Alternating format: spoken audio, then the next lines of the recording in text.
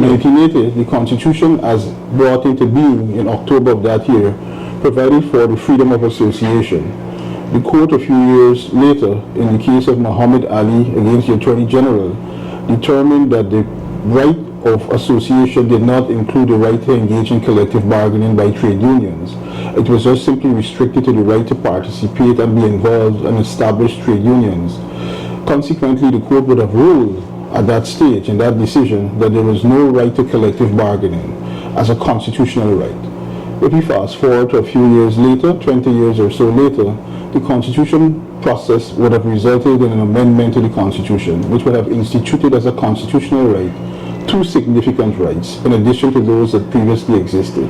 It would have firstly been the right to engage in collective bargaining and the right to engage in strike, or freedom to strike, or a right to strike. So we would have had at common law a position where there was no right to strike. The Constitution and the amendment process would have brought these rights into being, but they were simply rights laid down in paper and not actuated.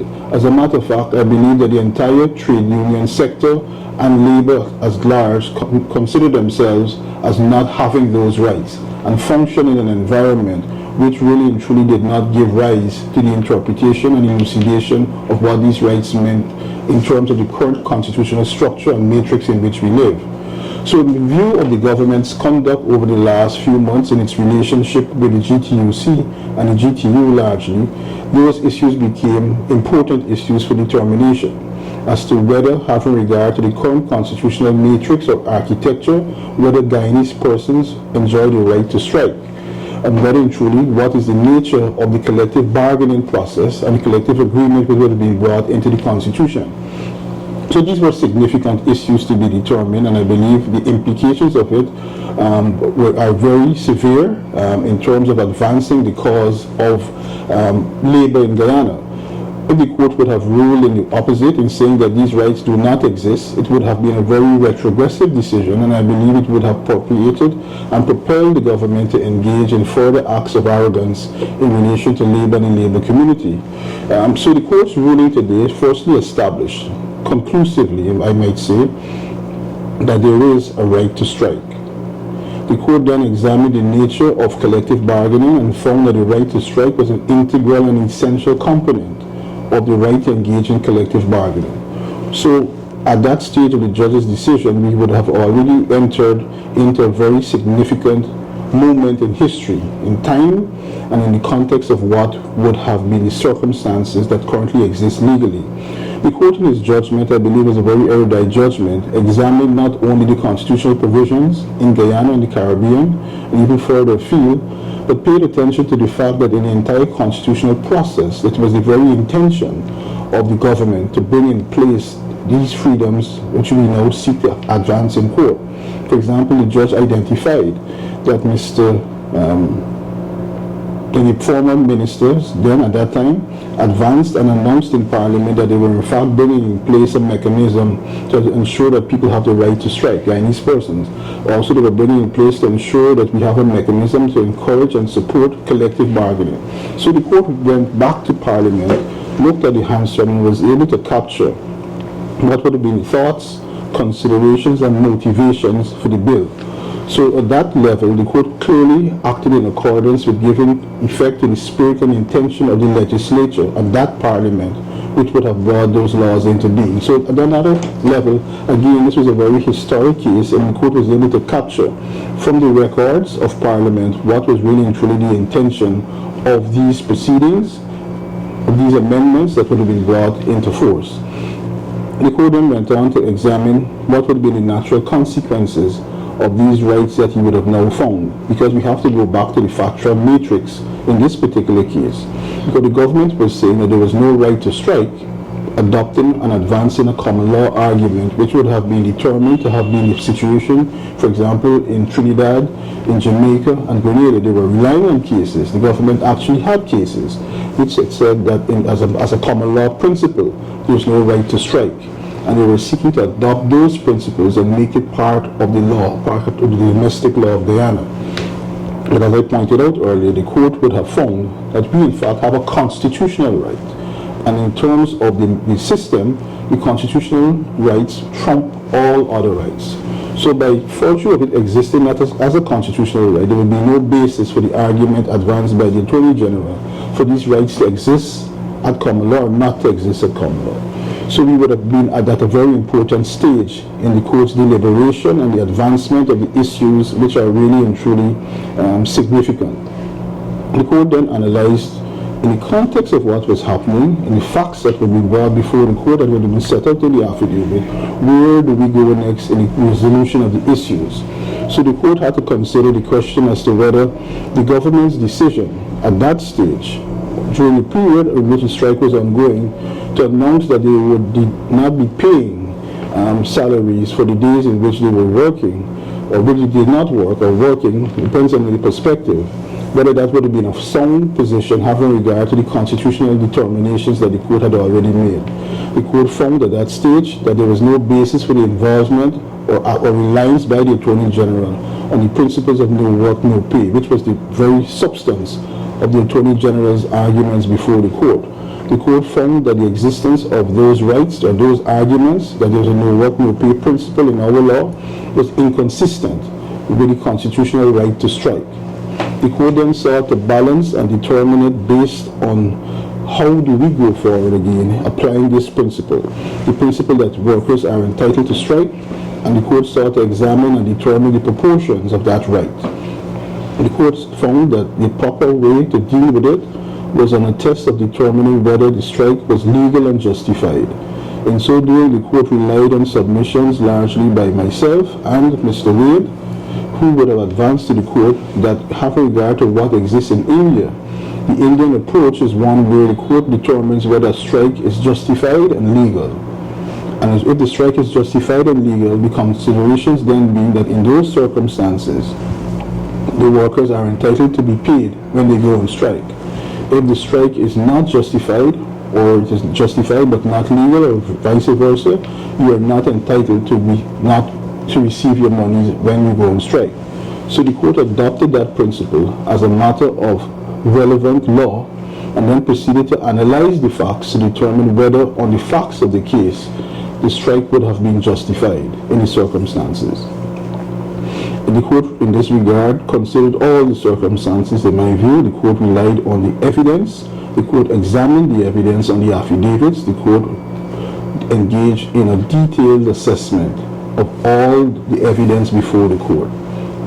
The court found firstly that the affidavit evidence that would have been relied on and brought to the court by the Chief Education Officer, Mr. Saddam Hussein, was unreliable. The court basically said that his evidence, in the court's opinion, was meant to deceive the court and to engage in misrepresentation. Wow. The court then also went further to analyze the entire sequence of events from the date of the submission of the proposal to the current period ending sometime in March of this year. The court examined carefully the number of efforts by the trade union, the GTU, to engage the government. The court examined the number of letters that would have been sent asking for resolution, for commencement of issues in relation to salary discussions. The court analyzed the evidence and come to the conclusion that the government and the Ministry of Education would have engaged in numerous unilateral acts of imposition of wages and salaries against the proposal. The court found that the general conduct of the government and the Ministry of Education was inconsistent with that required by law in relation to collective bargaining. The court went on to find, and I did believe, properly find in the evidence, that in fact there was no collective bargaining that could really have been said to have been brought into place. The court, as part of analyzing whether the strike was justified and legal, pointed out that in its opinion, you have to engage and comply with the processes leading to a proper resolution, and that the right to strike, even though it was found by the court to exist, can only be employed in circumstances as a mechanism of last resort, where the parties would have reached an impasse in the processes of negotiation. The court found that indeed the strike was relied on as a matter of last resort. The court examined the role of the Chief Labor Officer and the Ministry of Labor, the Minister of Labor, and found that they had engaged in a number of acts which were not in keeping with the the obligations on them, statutory obligations to engage in a proper examination, a fair examination, and neither did they engage in any analysis of the circumstances to justify whether and truly the GTU in its requests for conciliation and arbitration, whether those were proper requests. The court pointed out on a number of occasions, having regard to the evidence, that the chief labor officer largely relied exclusively on information that he would have received from the Ministry of Education informing his conclusions, and thereby denying the GTU the right and opportunity to resolve the very dispute, either by way of conciliation or by way of arbitration. So the chief labor officer, who should be unbiased, was biased, basically. The court effectively found that the chief labor officer had improperly discharged his duties. As a matter of fact, the court, in relation to the evidence of the chief education officer, found that his evidence was completely lacking in credibility, and he had probably even brought his office into some degree of disrepute, if I actually and accurately remember the opinion as expressed by the judge. The court then went on to examine other issues in the case which were part of the case. We all know that the government suddenly announced on the 6th of February that they were no longer going to engage in the deduction and remission of union dues in relation to the GTU. The court felt that firstly that act in itself was premised on a number of allegations, on the fact that the strike was political, that the union had engaged in cyberbullying and engaged in ethnic statements which were inconsistent with its obligations. They argued before the court, not in their affidavit but by way of submissions to the court, that the GTU had failed to comply with its obligations under law in relation to its submission of annual returns. The court analyzed all those circumstances and found, in relation to the allegations that the strike was political, that the GTU had engaged in ethnic activities of a detrimental nature. The court found that there was no basis, no evidence was brought by the government to explain or support those allegations. There was no evidence that the opposition member of parliament to whom they alluded had anything to do improperly in urging the strike onward. So the court rejected all those arguments. The court also rejected the issue of the fact that GTU had failed to comply with its obligations under the trade union law. The court found that the government could not at the same time raise that as an issue, that had to be raised by a member of the union. The court found that the implications of what the government was saying was criminal, and making criminal allegations against the GTU, and the court found largely that all of those matters were not properly before the court in terms of being backed and supported by evidence. The court examined significantly one of the letters brought by the CEO as part of their case, in which they were urging or saying that there was no need to engage in any form of conciliation or arbitration because the president had engaged in consultation.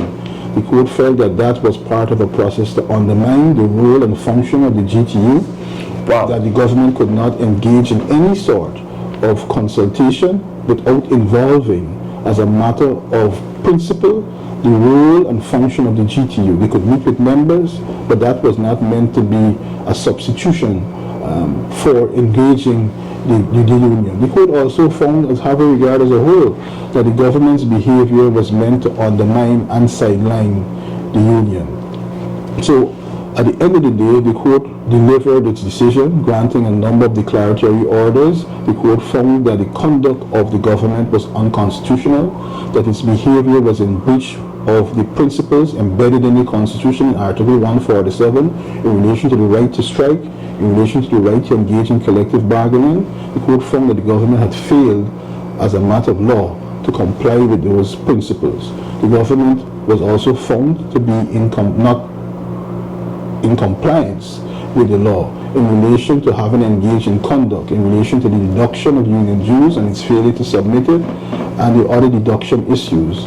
The court found that they had engaged in acts of discrimination, and they would have been in breach of Article 149. This is the government the court is talking about? Yes, in Article 149 of the Constitution. So this is a very significant case.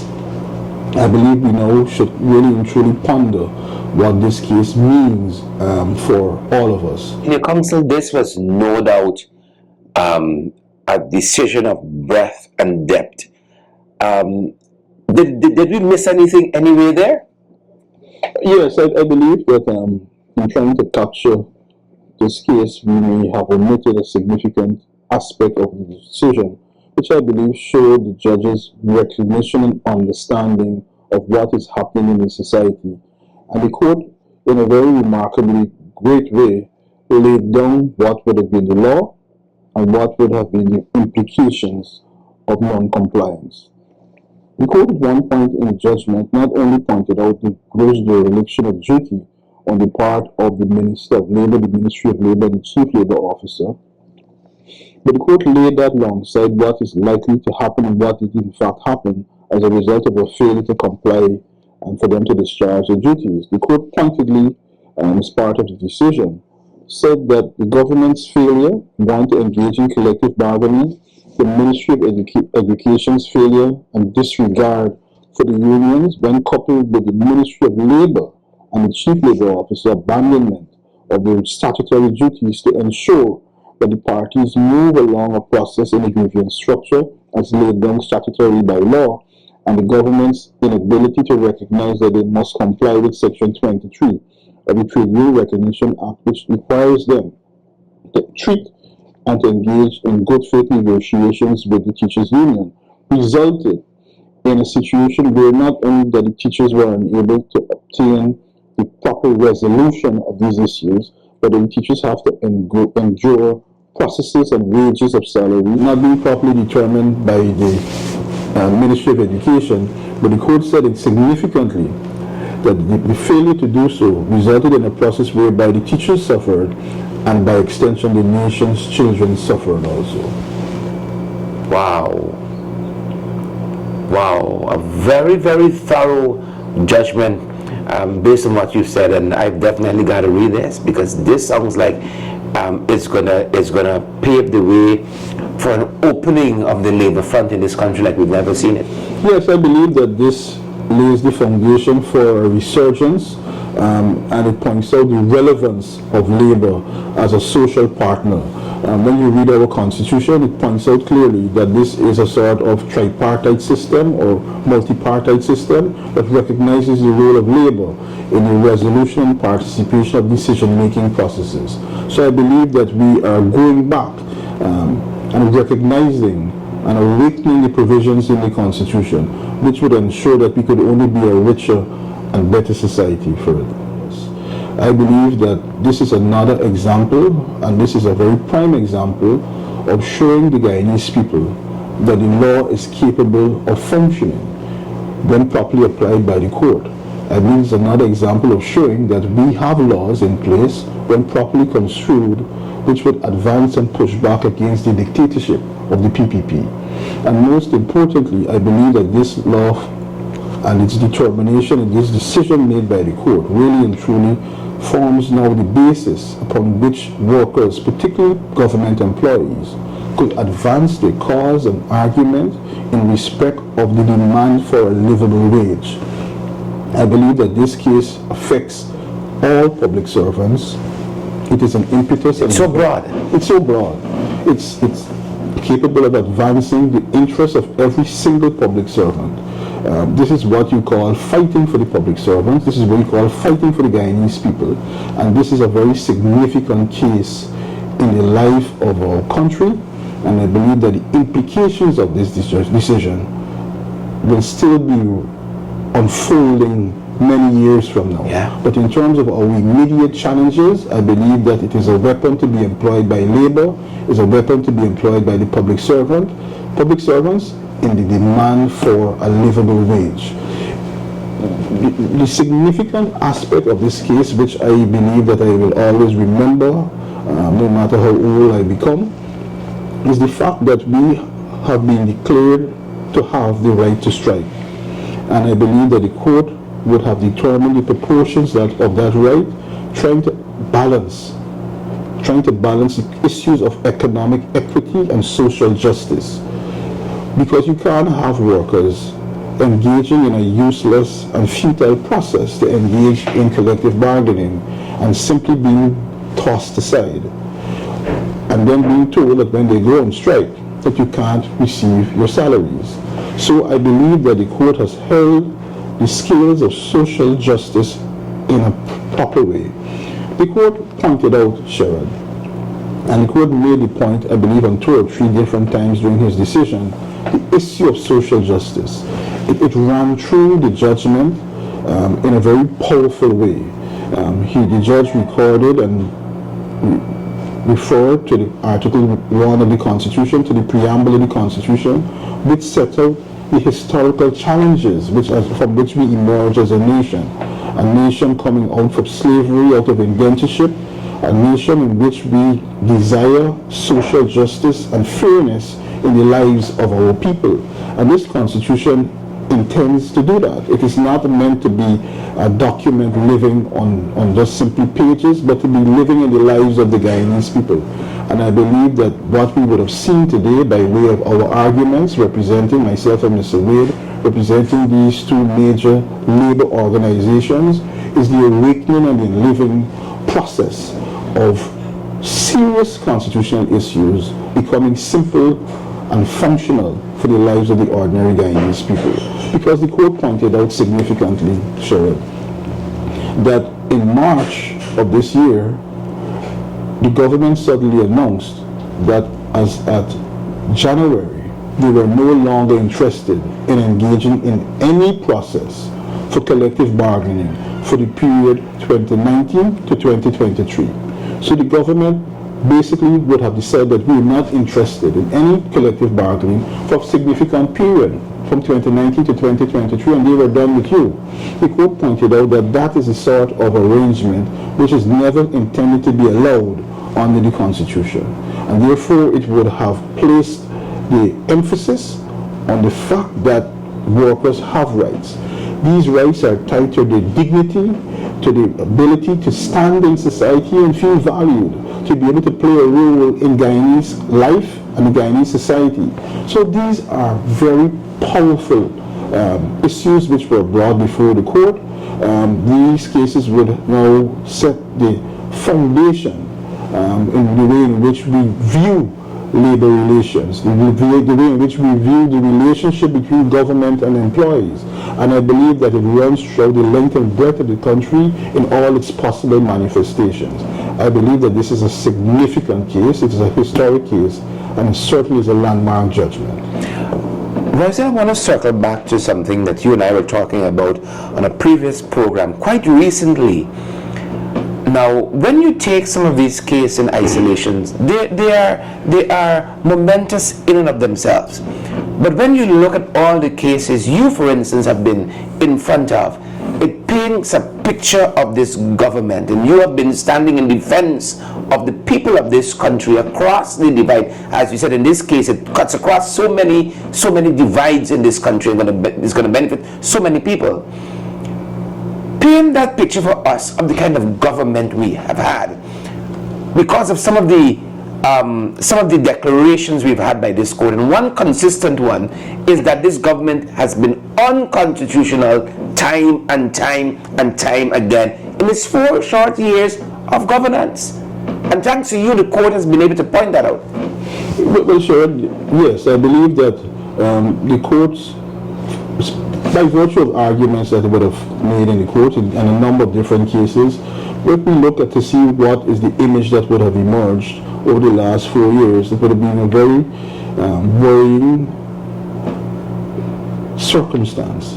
When you really analyze the cases, many of which I believe the Guyanese people pay attention to in a one-off sort of way, sort of review, but when put together, it places a very worrying picture together.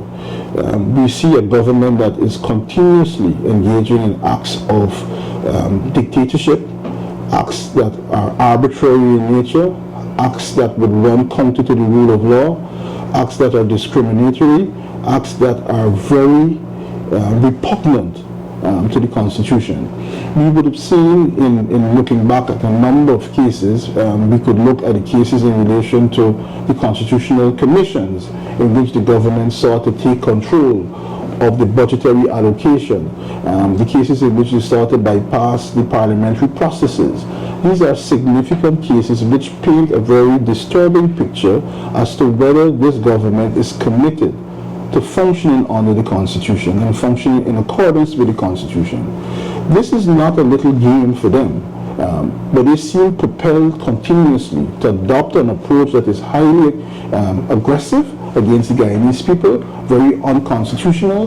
They don't consider themselves bound and limited by the law. It is preposterous that Mr. Nanalal, the Attorney General, could come before the court and present the sort of arguments that he advanced today.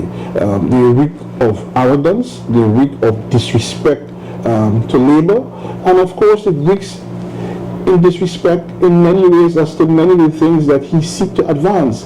He seeks to say repeatedly that he comes from a very ordinary Guyanese family, that he understands the life and struggle of sugar workers. Is it because that we understand the dynamics in Guyana and the political dynamics that it is appropriate to sort of come up with these arguments in relation to one sector or one ethnic group predominantly who seems to be affected by these sort of arguments? And this is the sort of nonsense that has been allowed to happen in this country by this government, and the Guyanese people have to stand up. I believe that we stood up today, we stood up for you, the union stood up, labor stood up, and this has to be an ongoing process in which we push against the government, push against their arrogance and misrule of this country. Yep, and I know people are going to be reading this case for a long time and unpacking it, and as you said, the impact is going to be so grand. And I have to make the nexus to what transpired recently at the Public Procurement Commission, and that piece of that report coming out of the commission. Again, the government sees no problem there. And if you add what they went to advance before the court, what they've advanced before the Public Procurement Commission, MPTAB, what they wanted to do with the constitutional agency, and the whole gamut of it, these safeguards that we're supposed to have, we're in a bad place. We're in a bad place. And again, you, I think, have a good sense of how we move forward. I believe that we have to go forward by ensuring that, one, recognizing the nature of the government, recognizing that as a fact. We can't simply expect only to change them, but I believe that as the opposition parties, we owe it to our people to be more aggressive, more structured, and to articulate these positions in and out of the court. We need to mount a battle.